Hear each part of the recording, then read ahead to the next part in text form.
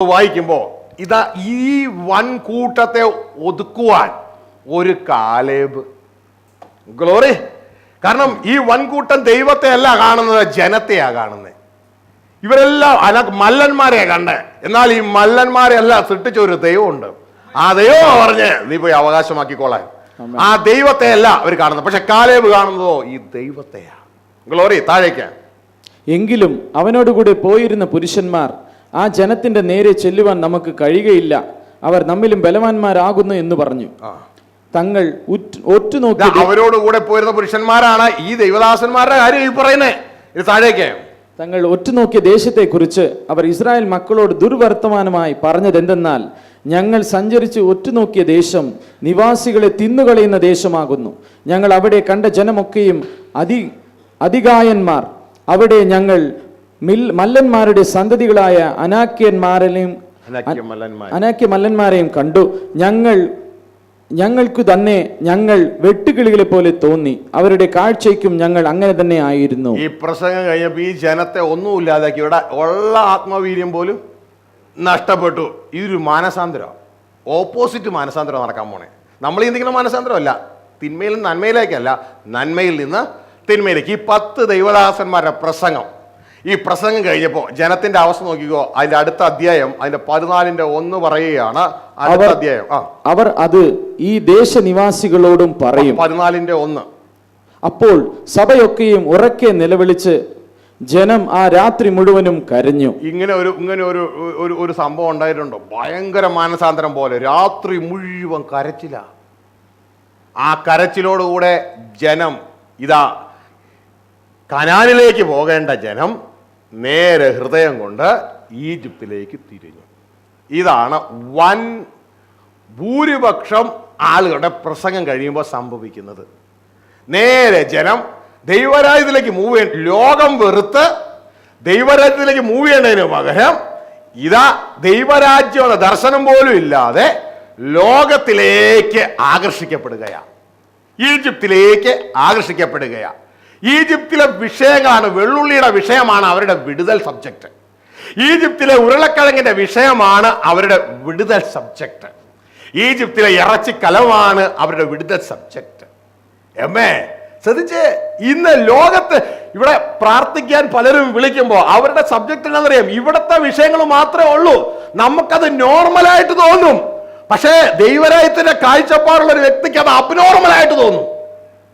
കാരണം നിന്റെ ഈ ലോകം നിന്റെ പൂട്ടുന്ന ലോകമാണ്. എന്നാൽ ഇവിടെ പൂട്ടിയ പൂട്ടിനെ അഴിക്കാൻ താക്കോൽ ഈ ലോകത്തില്ല. അഴിക്കാനുള്ള താക്കോലുകൾ മുഴുവൻ ദൈവരാജ്യത്തിലാ. നീ ദൈവരാജ്യം അന്വേഷിക്കാതെ ഇവിടെ പൂട്ടി ഇവിടെ പൂട്ടി ഇവിടെ പൂട്ടി പ്രാർത്ഥിക്കണം എന്ന് പറഞ്ഞുകൊണ്ടിരിക്കാതെ കർത്താവ് പറഞ്ഞു മുമ്പേ നീ ദൈവരാജ്യം അന്വേഷിക്കേ. നീ ലോകം തന്നെ അന്വേഷിച്ചു കൊണ്ടിരിക്കാതെ ദൈവരാജ്യം അന്വേഷിക്കേ. അതോടുകൂടെ താക്കോല് കിട്ടും. നിനക്കിത് തുറക്കാം. ലോകത്തിന്റെ പൂട്ടുകൾ നിനക്ക് തുറക്കാം.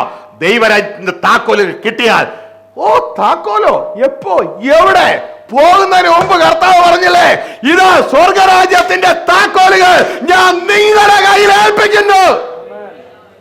എന്തിനാ താക്കോല്? പിശാച് ലോകത്തിൽ പലതും പൂട്ടിയിട്ടുണ്ട്, നീ അതിനെ അഴിക്കണം. പക്ഷെ ലോകം അന്വേഷിച്ചോണ്ടിരുന്ന എവിടെ താക്കോല് കിട്ടുന്നേ? താക്കോല് കിട്ടണമെങ്കിൽ സ്വർഗരാജ്യം അന്വേഷിക്കണം. ഗ്ലോറി. ഹല്ലേലൂയ. അപ്പോൾ പ്രിയ ദൈവത്തിന്റെ ജനമേ, നമ്മുടെ മനസ്സിലാക്കേണ്ട കാര്യം ഇതാ, തുടർന്നൊരു കരച്ചില്, തുടർന്ന യഥാർത്ഥ ദൈവദാസന്മാർക്ക് നേരെ ഒരു പിറുവിറുക്കല്, ഗ്രൂപ്പ് മാറല്, ഇതാ അവിടെ സംഭവിക്കുക. താഴേക്ക്. ഇസ്രായേൽ മക്കൾ എല്ലാവരും മോശയ്ക്കും അഹരോനും വിരോധമായി പിറുപിറുത്തു. സഭയൊക്കെയും അവരോട്, മിസ്രയീം ദേശത്ത് വെച്ച് ഞങ്ങൾ മരിച്ചു പോയിരുന്നു എങ്കിൽ കൊള്ളായിരുന്നു. ശ്രദ്ധിച്ചേ, ജനത്തിന്റെ ഹൃദയം അങ്ങോട്ട് പോയി പ്രസംഗം കഴിഞ്ഞപ്പോ. ജനത്തിന്റെ ഹൃദയം നേരെ ഈജിപ്തിലേക്ക് പോയി പ്രസംഗം കഴിഞ്ഞപ്പോ. അവിടെ വെച്ച് മരിച്ചെങ്കിൽ കൊള്ളാമായിരുന്നു. ശരിക്കും മരിക്കാൻ വേണ്ടിയാണ് ഇവര് പറയണേ. ആരെ ദേഷ്യപ്പെടുത്തുകയാ? ദൈവത്തെ ദേഷ്യപ്പെടുത്തുകയാ ഈ ചെയ്യുന്നേ. ദൈവ കോപം വരുത്തി വെക്കുക ചെയ്യുന്നേ. ഇത് സംഭവിച്ചെന്നറിയാമോ?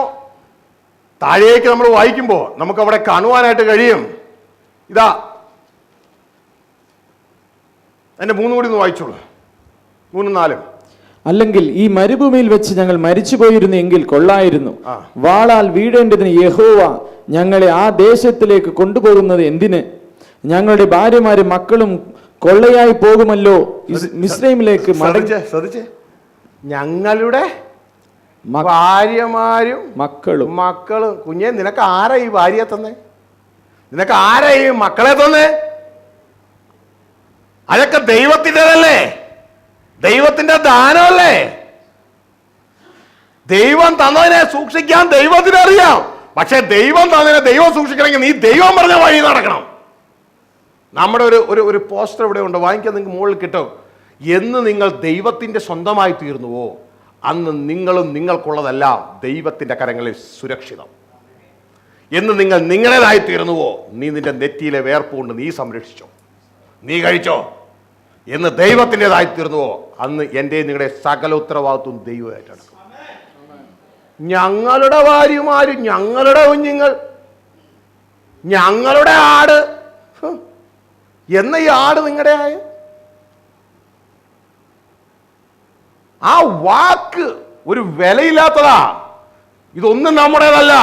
നമ്മൾ ഇതിന്റെ എല്ലാം കെയർ ടേക്കേഴ്സ് മാത്ര, ഇതിന്റെയൊക്കെ സൂക്ഷിപ്പുകാര് മാത്രമാണ് നമ്മൾ.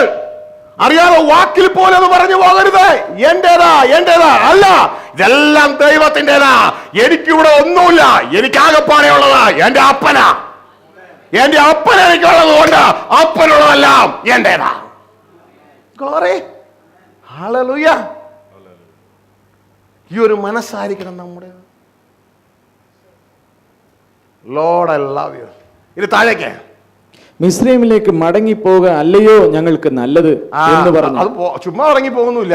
നാം ഒരു തലവനെ നിശ്ചയിച്ച് മിസ്രൈമിലേക്ക് മടങ്ങിപ്പോവാ. അപ്പൊ സഭ എന്താകുക? രണ്ടാകാൻ പോവാ. ഇങ്ങനെ ഇന്ന് ധാരാളം സഭകൾ രണ്ടാകുക. അതായത് മൈനോറിറ്റി മെജോറിറ്റി ആയിട്ട് മാറാൻ പോവുക. ശ്രദ്ധിച്ചേ, മിസ്രൈമിലേക്ക് നമുക്ക് മടങ്ങിപ്പോകാം. അപ്പൊ ലക്ഷ്യം മാറ്റി. അപ്പൊ കള്ളപ്രവാചകന്മാരുടെ പ്രസംഗം കഴിയുമ്പോൾ എന്ത് സംഭവിക്കും? ലക്ഷ്യം മാറും. ഇറങ്ങി തിരിച്ച കനാൻ ദേശം എന്നുള്ള ലക്ഷ്യം മാറി ഇതാ ഈജിപ്ത് എന്ന ലക്ഷ്യം. ഹല്ലേലൂയ. നമുക്ക് അങ്ങോട്ടേക്ക് മടങ്ങിപ്പോവാം. യാത്ര ഇതാ ഒരു മടക്കയാത്രയായി മാറി. ഹല്ലേലൂയ. വീണ്ടും തിരിച്ചു പോവുകയാ. നമ്മുടെ ഭാഷയിൽ പറഞ്ഞാൽ പിന്മാറ്റാവസ്ഥ. Glory, hallelujah. ഇതിന്റെ കാരണക്കാരാരാ? ഇവരിങ്ങനെ ഈ ജനം പിന്മാറിപ്പോകാൻ കാരണക്കാരാരാ? പറ. ഇവരെ നയിച്ച ദൈവദാസന്മാരല്ലേ ഈ ജനം പിന്മാറിപ്പോകാൻ കാരണം? ദൈവം എന്താ ചെയ്തെന്നറിയാമോ? ഇവിടെ അതിന്റെ താഴേക്ക് വായിക്കുമ്പോൾ നിങ്ങൾ വീട്ടിൽ പോയി ധാരാളമായിട്ട് വായിക്ക. ഇതാ ദൈവം അവിടെ ചെയ്ത കാര്യം ഇതാ നമുക്ക് മനസ്സിലാക്കാം. ഓ ലോർഡ് ഐ ലവ് യു. അതിന്റെ താഴേക്ക് വായിക്കുമ്പോൾ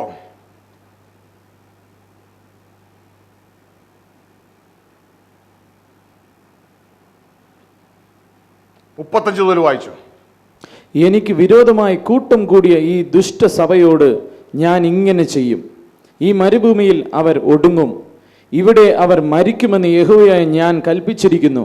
ഗ്ലോറി, ഹല്ലേലൂയ. അവരുടെ ന്യായവിധി എന്തുവാ? അവരെ മരുഭൂമിയിൽ അവർ ഓടുങ്ങും.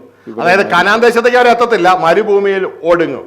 താഴേക്ക് മടങ്ങി വന്ന് ദേശത്തെക്കുറിച്ച് ദുർവർത്തമാനം പറഞ്ഞു സഭ മുഴുവനും അവന് വിരോധമായി പിരിപിരിപ്പാൻ സംഗതി വരുത്തിയവരും ദേശത്തെക്കുറിച്ച് ദുർവർത്തമാനം പറഞ്ഞവരുമായ പുരുഷന്മാർ യഹോവയുടെ മുമ്പാകെ ഒരു ബാധ കൊണ്ട് മരിച്ചു. ശ്രദ്ധിച്ചേ, ദൈവദാസന്മാർ ഒരു ബാധ കൊണ്ട്, ആ 10 ദൈവദാസന്മാർ ഒരു ബാധ കൊണ്ട് മരിച്ചു. അവരെ അനുഗമിച്ച ജനം ഇതാ എല്ലാം മരിച്ചു, എല്ലാം മരുഭൂമി വീണു. ഇതെന്തുവാ കാണിക്കുന്നേ? ന്യായവിധി. ഗ്ലോറി, ഇറങ്ങി തിരിച്ചു എന്ന് പറഞ്ഞിട്ട് കാര്യമില്ല, ആരംഭിച്ചു എന്ന് പറഞ്ഞിട്ട് കാര്യമില്ല, അവസാനിപ്പിക്കണം. ഗ്ലോറി, അവസാനിപ്പിക്കണം. അല്ലെങ്കിൽ പിന്നെ എന്തിനാ ഓടുന്നേ? ഇങ്ങനെ പബ്ലിക്കിന്റെ മുമ്പിൽ നാളെ വെറും പൊടിയായി പോകുന്ന മനുഷ്യന്റെ മുമ്പിൽ ഒരു ഷോ കാണിക്കാനോ? മനുഷ്യന്റെ മുമ്പിലല്ല ജീവിക്കേണ്ടേ, ദൈവത്തിന്റെ മുമ്പിൽ ജീവിക്കേ. പ്രിയരെ, മനുഷ്യന്റെ മുമ്പിലുള്ള ജീവിതം കെടുന്ന ജീവിതമാണ്, താൽക്കാലിക ജീവിതമാണ്. ദൈവത്തിന്റെ മുമ്പിലുള്ള ജീവിതം കെടാത്ത ജീവിതമാണ്, നിത്യജീവിതമാണ്. താൽക്കാലിക ജീവിതത്തിൽ എസ്റ്റാബ്ലിഷ് ചെയ്യുന്ന കോൺസെൻട്രേഷൻ അല്ല പ്രയോറിറ്റി. നിത്യജീവനിൽ എസ്റ്റാബ്ലിഷ് ചെയ്യണം. കഴിഞ്ഞ ഒരു 20 ദിവസം മുമ്പ് ഞാൻ പാലക്കാട് ഒരു സഹോദരങ്ങളോട്, ദേവദാസനോട്, ഒരു സഹോദരനോട് സംസാരിച്ചുകൊണ്ടിരുന്നപ്പോൾ അദ്ദേഹത്തിൻ്റെ ചിന്ത, നല്ലൊരു ദേവദാസനാണ്, ആ നിത്യജീവനെ കുറിച്ച് പഠിപ്പിക്കുക. എങ്ങനെയെങ്കിലും നിത്യജീവനിൽ കടന്നാൽ മതിയായിരുന്നു, നിത്യജീവനിൽ കടന്നാൽ മതി. ഞാൻ പറഞ്ഞു, ചുമ്മാ കടക്കുന്നതിനെ കുറിച്ച് മാത്രം ചിന്തിക്കുകയല്ലേ, അവിടെ എസ്റ്റാബ്ലിഷ് ചെയ്യും ഇപ്പോഴേ. അതെങ്ങനെയാ പെട്ടെന്ന് പുള്ളിക്ക് പിടുത്തം കിട്ടിയില്ല.